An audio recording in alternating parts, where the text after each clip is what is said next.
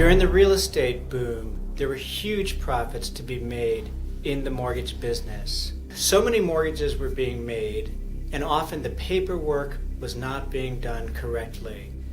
And then mortgages were being sold into secondary markets, and at the end of the day, the documentation just wasn't there to prove who owned what.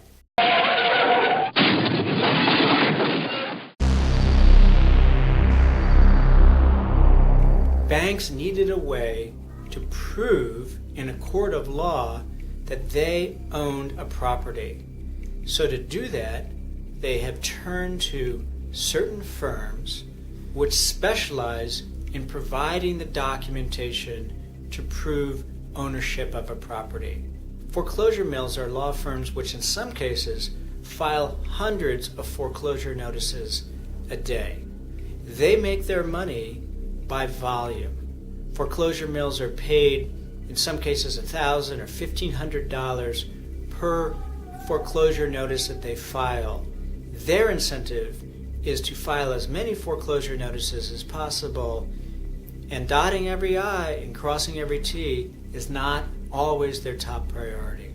Last summer, Fort Lauderdale resident Jason Grodensky experienced what has tragically become an increasingly familiar process all across America.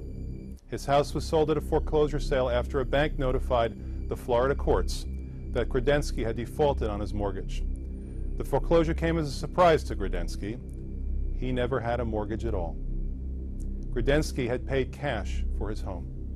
When you sign a foreclosure notice, you're supposed to look it over, make sure all the documentation is correct, and then when you sign it, you are swearing that you have reviewed the documents. Well, when you're doing a couple hundred or even 1,000 foreclosure notices in a single day, that doesn't always happen. So you have foreclosure notices that nobody has properly reviewed that are being presented to the court and have all sorts of problems. There was one foreclosure mill in Florida which filed 70,000 foreclosure notices in a single year with profits of almost $100 million. GMAC is putting a hold on foreclosures in 23 states and wants to review the process, make sure they were handled correctly. GMAC is one of the country's biggest home lenders, but it did not say how many loans will be affected by this. The moratoriums on foreclosures did not last very long. Bank of America has announced plans to lift its moratorium on home foreclosures in 23 states and move ahead with plans to foreclose on 100,000 more homes. The announcement came just 10 days after the nation's largest bank imposed a nationwide halt on foreclosures. We're supposed to be giving homeowners a chance to modify their mortgages so that they can stay in their homes. But with these foreclosure mills, homeowners are often losing their homes before they have a chance to modify their mortgages. This is a runaway train.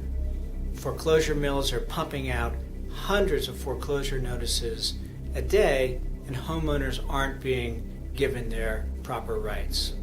Are these foreclosure mills still operating? The answer is yes. Is foreclosure fraud still happening? The answer is yes.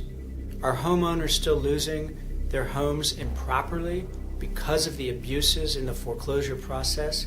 The answer is yes.